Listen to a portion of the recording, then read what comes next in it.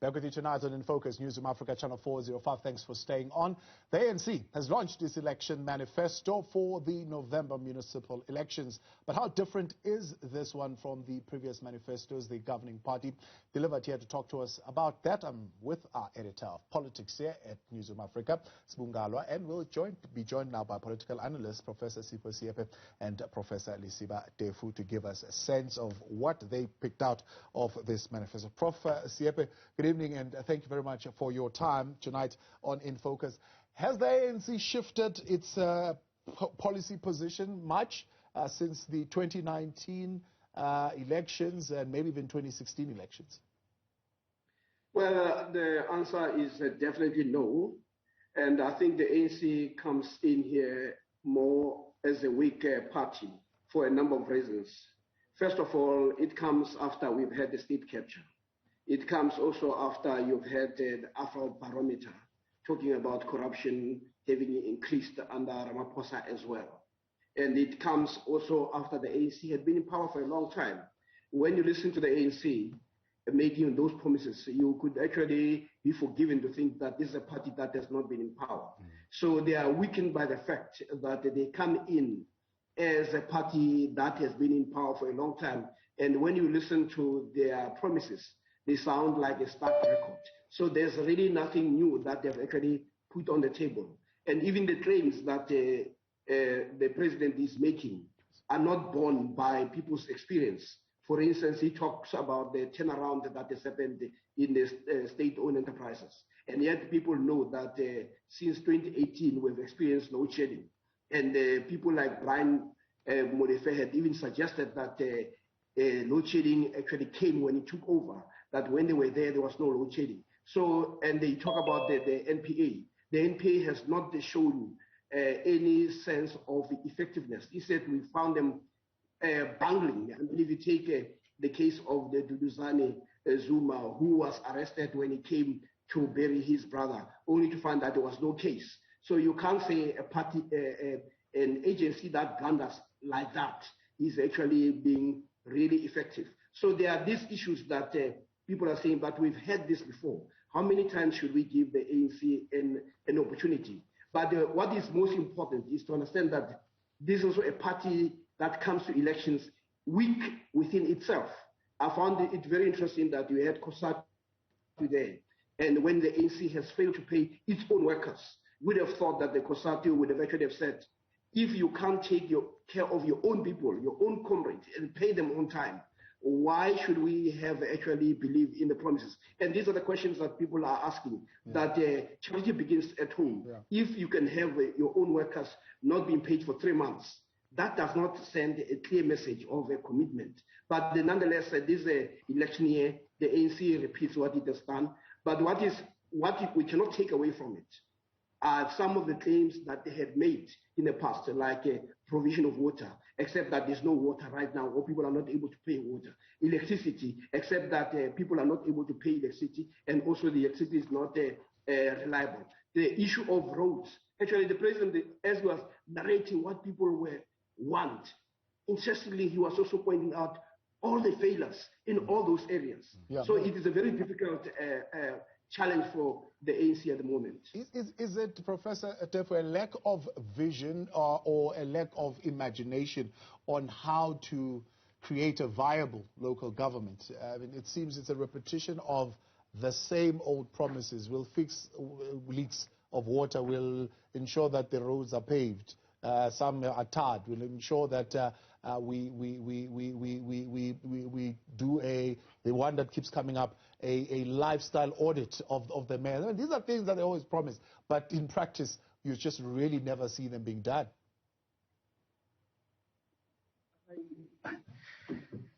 You have been around. You have been around, and you say, how many times have I had this? And I can hear Professor Seepe, disillusionment, and it represents a sizable chunk of the society. And sometimes I just feel sorry even for the politicians like Ramaphosa, President Ramaphosa, that he has been there, he had it before. He's almost like reciting a poem, right? That is tried. Unfortunately, in the nature of politics, that's the way the game is played. But for me, I'm more interested in what he didn't say that would take the country forward than in what he said. Because anybody can comment on that one. And we know that there isn't much that was said. Let's admit that. It's a repetition of the same. If you listen to Blatant Zimande, he tells you, we want a better alliance. How long have you heard that statement? Right? That's fine. But for me, I would have expected him to say, yes, indeed, we have a challenge with the tender system, the procurement system, as he calls it. And we are going to get rid of it and build state capacity, like it was the case under Bantustans, like it was the case under apartheid. Yes, the ideology of apartheid was wrong, but the system worked well. Will they not be? Will they not be accused of plagiarism then if they did that? Because I suppose the opposition's manifesto says exactly that. You know what, my brother? Stealing sometimes is not always wrong. When you steal good ideas, right? I mean, if you come across an intellectual and you think, or a politician you think is good, why not take from him what you can, given your own strength, and move forward? And indeed, I submit, and I do challenge them, by the way, that systems work better under the homeland system. Umtata is in tatters. Mangaung is potholed. Black South Africans have learned to accept that sewage is part of their existence. There is stench everywhere you walk. Yes, things are far worse off than they were in 1994. And you tell me I am self-correcting until I see somebody from the VBS and from the tribe Ocelons in orange overalls. And until I hear them say, yes, indeed, there were PPE monies and that went Ori, and then we are getting people accountable. Not on paper, not in rhetoric. People want to see action if indeed you are self-correcting. But anyway, it's in the nature of politics. I don't blame them. I blame the electorate. Sure. That keeps saying, give us more of the same. Sure. Strong statements there, Professor Tefo. Now, still on the tip of fighting corruption, Professor Seepe, you mentioned the Afrobarometer survey, which talks about the sentiments, the existing sentiments that most South Africans still feel that there is more corruption now than there ever was. Now, if you look at the fact that the president also tonight makes mention of all the changes that have been made, changes at SARS, changes at the NPA, and saying that the ANC is serious about fighting corruption, why do you think South Africans are finding it hard to believe? Because if you take the state of capture, you've had the number of senior members of the ANC, some of them officials of the ANC, being implicated. You have this member being told that, well, your house was fixed. Remember, we had the President Zuma who had to pay a certain amount for having had the upgrades, security upgrades, even when he said that, no, but I didn't ask for them. But you also have Bosasa that actually come to say some members who are also senior in the ANC, we've built this and we fixed their houses, and those people are still walking around. Instead, they are the ones who sit and talk about corruption. So how does that match with the fact that you are dealing with corruption? It should be consistent. It cannot be that you're fighting corruption when you're fighting your political opponents. And this is what people are seeing. You talk about the NPA, and the data for just indicates that you've had a list of corruption that have been listed. We have not even seen people being brought to the courts, case opened, but we have had the people based on rumors being arrested at airport, being brought before the courts, only for the NPA not to have a case. So how effective is that NPA? Which SARS we don't actually know. So you can have the president to spin these issues, but until there's evidence that people can feel, they can experience. You talk about the turning around, they talks about the restoration and unity within the ANC. The ANC is in tatters. The simple thing of paying your comrades who are working for you, you fail even at that level.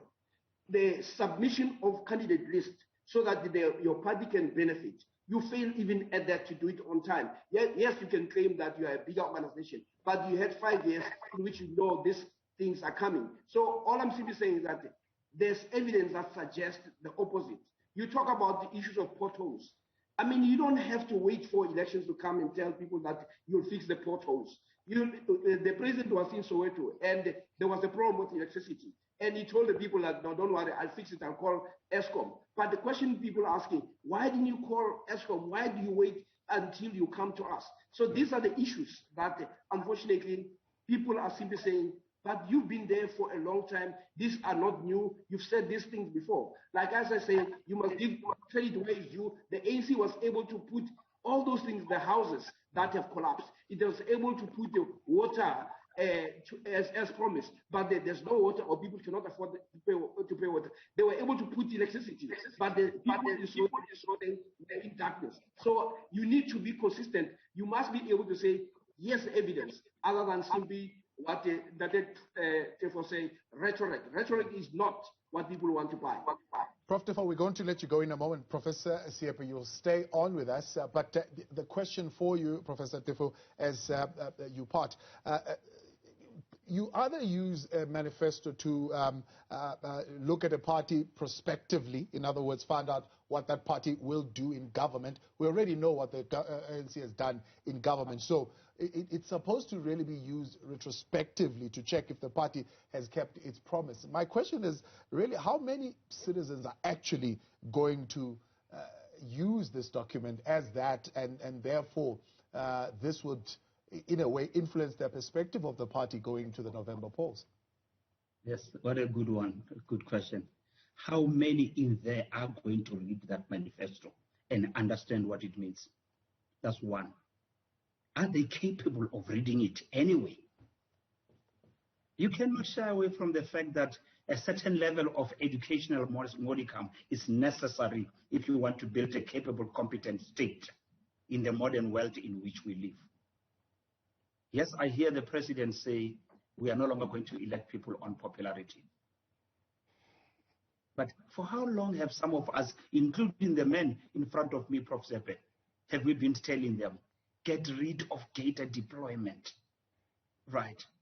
Yes, the manifesto is an aspirational document. It tells you about the vision and ambition, the commitment, as Gweda said earlier on. But how many still believe in that? And lastly, I had someone say at the back of my mind, yes, the people the president expects that they must vote for him don't have electricity to watch him present this. So he's almost speaking to the elite. And the elite shunned the ANC in the previous election. Hence, they lost all the metros. But history taught me a liberation movement, when it collapses, when its demise is nigh, it starts by losing the metros, then it will go to the countryside. I wish that day comes, that the ANC loses power, the leeches walk away, and those who are committed to it rebuild it to what it used to be yesteryear. It started well, and we were full of hope and promise in it. But it is not the ANC of yesterday. Too many leeches, too many people who don't believe. Even Qaanitah Hunter said, yes, we are a broad church, open windows, and the flies and mosquitoes have come inside. It's the time to clean and to cleanse. But it will take some time. And the best time for them to do that is just to walk away for about 5 years, cleanse yourself, and come back. But through the rhetoric, I submit, it cannot self-correct. It's too broken to the marrow to self-correct.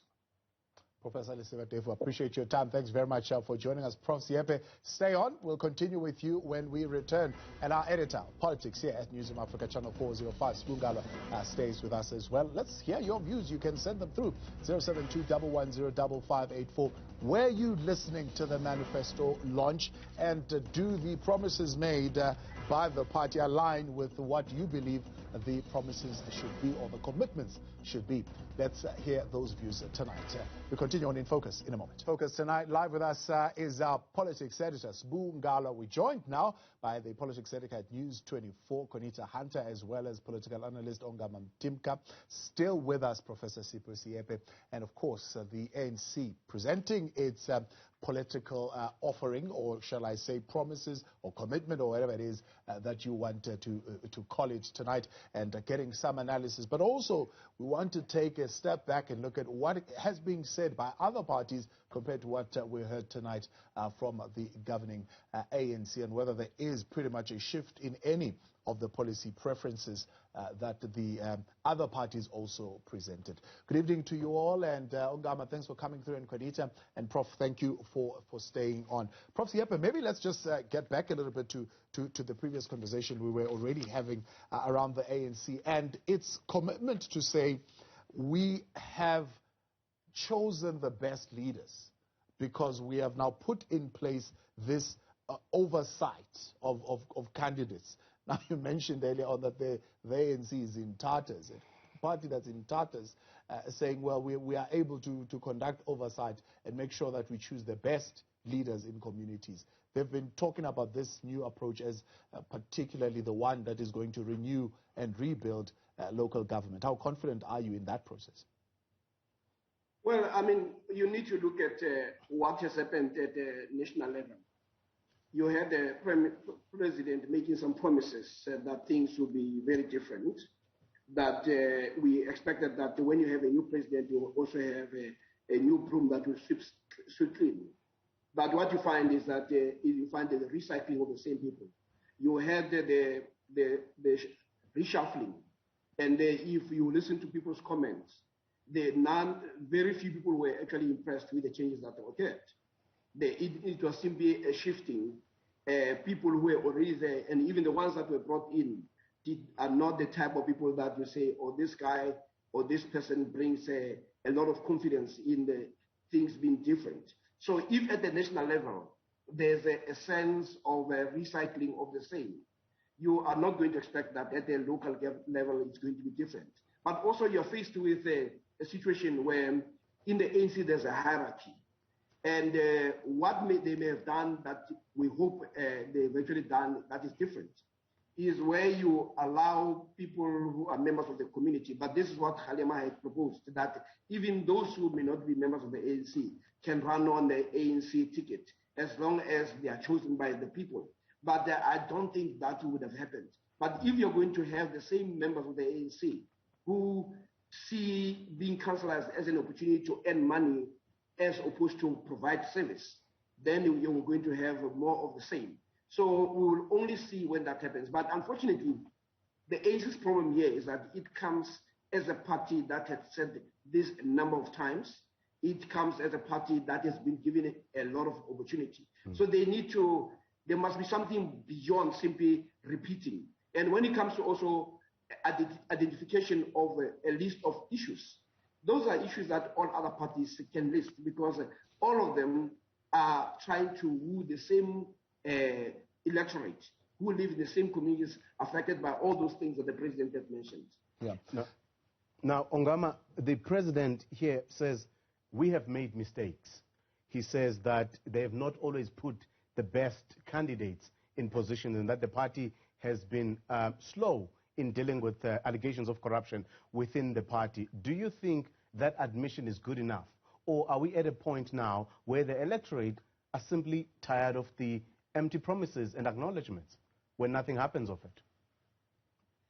Before you asked, good evening to you, Sbu, Tabo, and your guests. Before you asked that latter part, I was ready to say, well, it's interesting. What I've done a content analysis of all three manifestos so far, just a few selected words, and then the broad theme of the manifesto. So the ANC's theme is we apologize. The DA's theme is we'll do what we've done elsewhere. The EFF's theme is that we've proven ourselves in activism, and we're going to bring that in. So before you ask me whether or not people are tired, I was thinking what the ANC is doing is finding its own voice within the voices that are emerging. So the dominant voice in the DA was that we are ready to do what we've done elsewhere. The EFF take our activism forward as a governing party going forward. Then the ANC, what I was watching from them is whether they were going to stick to this idea of speaking as though they have just landed from the moon, or they are going to recognize the error and the grievances that are there about them. So as far as that is concerned, the message is, the rhetoric is on message of saying, we apologize, we have now made initiatives to actually, correct the mistakes that we have made. So that's on message. It's another issue, Sbu, whether or not it's enough for people to actually say, okay, well, let's give you a chance. I think that if you look at the content of the manifestos themselves, the parties have given themselves a good fighting chance, but whether it sticks to the electorate is going to take questions such as, for example, to what extent is campaign craft and political communication overriding people's real lived experience with municipal councils? Qaanitah, how do parties create these manifestos? Sequence of actions that the parties go through in developing these manifestos. The EFF kind of gave us a sense of who they consulted, where they showed you that we consulted all sectors of society, students, professionals, fishing communities, LGBTQI+ communities, farming, construction. I mean, they gave you a whole list from the elite right down to the bottom. And then, as Ongama says, they showed you 49 points of activism in which wherever they were participating, they've created real change. Do you get that sense from what the ANC presented, that there was that degree of consultation? I think the president tried to highlight that at the end of his speech, that, this is not just a top-down manifesto. This is what the people want. This is as a result of consultation from various sectors of the community. But we know that a lot that's in this manifesto is a repetition of past promises. And this could be interpreted two ways. One, that the ANC has no new ideas, but the other part of it is to say, we know what people want, and that's why we are repeating that message in our manifesto. But I think that it's difficult for the ANC when it comes to, in terms of consulting broad sectors of society, because I can't see one section of society that would say you're doing well when it comes to local government. There are only 27 municipalities that had clean audits in the last financial year. Most dysfunctional municipalities, or if not all dysfunctional municipalities in the country, are run by the ANC. Many others are tethering on the border of dysfunctionality. And so what you see is complete decimation of capacity, complete lack of services on a local level, probably to an extent that we've not seen before. And the data supports it. The data from the Auditor General's report supports this breakdown in local government. So I don't see anyone clapping for the party, at least when it comes to local government. However, I think there has been some sort of broad input in the sense that the ANC must acknowledge its mistakes. And that's what you have to probably give the party this evening. It acknowledge that, okay, we have not put the best people forward. Why haven't we put the best people forward? That's where the party was silent. We've not put the best people forward because we have been mired by factionalism. Always, we put the party first and we put the country second. And that's why, even when our own members, when our own councillors come to us and say, that is a corrupt mayor, and they have to end up voting with the opposition to remove, the ANC will not punish the alleged corrupt mayor. What they would do is they would punish those speaking out against corruption. There's examples all over. Tlokwe, Maluti Apofong. You can name a whole lot of them. The Mtimka municipality as well. And so now when the party, comes to the electorate, it has to have its tail between its legs and says, okay, we get it. We've not put the best forward. And even when you told us this person was not good enough, we opted not to listen. And that's the reality. Right, let's take a break. We'll continue in a moment. Qaanitah Hunter, political analyst Ongama Mtimka, as well as Professor Seepe with us tonight, and Sbu Ngalwa, politics editor here at Newsroom Africa, channel 405. And we'll take your views as well, 072-110-5584. If you have been listening to that manifesto and you stayed up long enough to hear some of the details of it, are you now in a position where it's easier for you as a citizen to hold government accountable, or even to choose which party you want to vote for? Let's hear your views tonight. In Focus continues in a moment. Welcome back. You're live with us tonight here on Newsroom Africa, channel 405. In Focus, moments ago, about 45 or so minutes ago, President of the African National Congress wrapped up his presentation of the party's manifesto, which was launched in the capital city in Tshwane tonight. Now, of course, we're getting some analysis of what came out of there, but broadly speaking about manifestos as well, having heard at least the three leading parties present their manifestos. We've got News 24 politics editor Qaanitah Hunter, political analyst Ongama Mtimka, as well as the political analyst Professor Seepe, and our politics editor here at Newsroom Africa, Sbu Ngalwa. I'm going to give Sbu this one in a moment, Prof. Seepe, but I want to ask you this question. As Ongama puts it, the DA is saying, no, we'll do what we did elsewhere and we'll do it better. The EFF saying, well, our activism has been absolutely great. And here comes the ANC saying, we have not done best, we want to do better. Now, it reminds me of the president saying ANC is accused number one, and yay, there were letters everywhere. He's coming out here admitting that the ANC has not done better. Do you expect that he might also be on his own here? They say, well, speak for yourself if you're saying you have not done better. Well, on that, remember the reaction for the people were saying, let's separate individuals from the ANC. There are some people in the ANC who are corrupt. There are some people who are accused of corruption. There are some people who are well-meaning. And what people were saying, that let's separate those issues and not confuse the ANC with individuals. And I think that is also a position that some people who are voters take, that this is a party of liberation. This is a party that has brought so much change, even when it is failing at the most basic level. But the issue for them is that who can we trust? So one must also understand that there's issue of loyalty, that some people will always be, like you find in people who love soccer, that once a Buccaneer, always a Buccaneer. You find that those elements among the people and even among ordinary people. So what essentially you're saying that party supporters are most likely going to buy into this manifesto? Yeah, no, there are people who have been with the ANC for so long that they will not even countenance going to another party.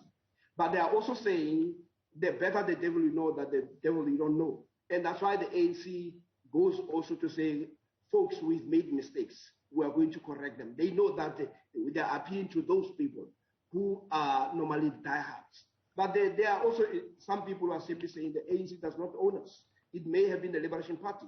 Now it's about time we try something. That's why the EFF, which was an offshoot of the ANC, or a party that came as a result of the infighting within the ANC, that the people end up supporting it.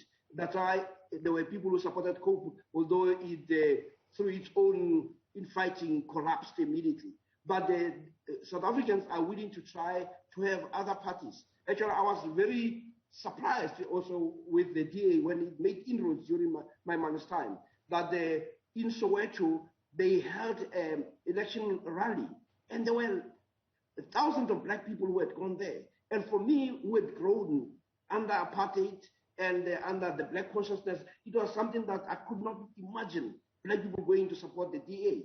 But it happened. But what it was showing is that black people are also saying, we are willing to be persuaded by people who can deliver. Sure. This is why the DA says, where we do it better than the ANC, except that that perspective is not shared also by among black people. Because black people say in the areas where the DA has governed, they feel that they have been undermined as black people. But also the DA must address the black problem, because whenever they have black leaders, they end up showing those leaders the door. You have to start with somebody like Lindiwe Masibuko. You come to Maimani. You come to Peche Delil. You have Musimamani. You have people like Mashaba. All of them end up saying the same story. So they need to deal with that element as well, so that black people should know, should be able to say, we can trust these people. So this notion that says, well, we've done it, you must understand that people also look at the image that is around the organization. And it may be trying hard, but I don't think it also sends a message. I think both the DA and the ANC, there are actions that they do that are self-defeating. Now, Ongama, I agree with Professor Seepe here that once a Buccaneer, always a Buccaneer, as he makes a point there about die-hard supporters. But the reality here is that the ANC is trying to win back. It may have die-hard supporters, but it's also trying to win back metros like Tshwane, which explains why they were there, metros like Nelson Mandela Bay, and also metros like the city of Johannesburg. But obviously, we know that the ANC has a track record in these very municipalities. And the obvious question would be, was it good enough, this manifesto? But I guess I know what your answer will be. The question rather for you is, what will it take for the ANC to turn the corner, to perhaps convince the skeptics in these very municipalities where they lost that the party is really serious about the changes that it promises? Ongama? A reversal of their experience with the party in a 5-year period. That's what it would take, in my view, and how that can happen by campaign craft is really impossible. So also, if you bear in mind that the party tends to decampaign itself, especially with local government elections. So if you follow, for example, what Crispian Oliver covers in his book, How Danny Jordan was decampaigned precisely because as a candidate, there were some within the region who stood against what he represented. So the party has now multiplied its experience with Danny Jordan by bringing in people that were of good repute in communities, and I think that that should be commended. It's taking risks by doing that, by upsetting people within its own ranks who feel that their gatekeeping role was frustrated. But it's opened itself up to being decampaigned. But what I like about the process that it is engaged in is that it is choosing public appeal over internal arrangements as a deciding factor as to whether or not it fields certain candidates. And that's a moment of learning for the ANC, because it has stuck its head in the sand very often and refused, and in fact sidelined popular candidates in preference of people that were chosen by a region. So just to latch on a point that Qaanitah made earlier on about the reluctance of the party to act against rogues within municipal councils, part of that had to do with the fact that the relationships at the level of the party and the need to control the party mattered more to the ANC than the greater good of fielding people who were of good repute that could take municipalities forward. And what made that to be the case was the nature of the making of political support for candidates from national all the way to local levels in the party. The need to maintain a network of supporters for particular candidates that want to be elected within the party, who then used that belonging to particular networks to fight over whether or not action is taken against people, even when it is logical to take action against those people. Yeah. So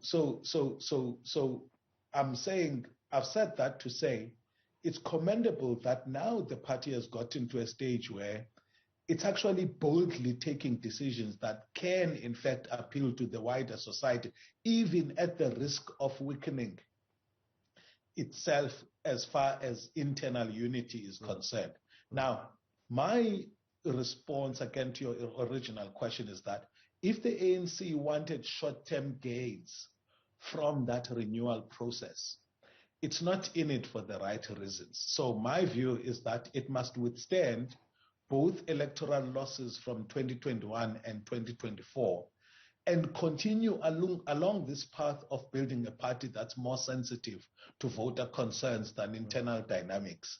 And over time, it will regain the popularity of the party and will build on solid ground, as opposed to maintaining debilitating relationships internally at all costs and presenting itself to the public as a party whose head is in the sand and won't listen to what their concerns are or even respond to the concerns of the public. All right, let's wrap it up with you, Qaanitah. Literally, we've got about 30 seconds.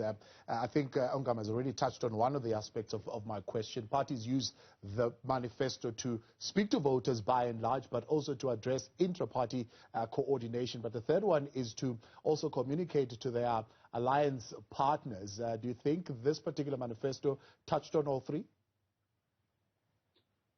I think that just to pick up from what Ongama was saying is that the party finds itself with no other choice, right? It can't be business as usual. It can't be appeasing only its alliance partners. It has to appeal beyond that. It has to appeal broader society, and it really doesn't have a choice but to put competent people and to even just to create an illusion that it's not the same old where you saw that, putting off the party first before the country. The reality of it is that the ANC's alliance partners stood by and clapped when the party put itself first before the country, and that has happened numerous times.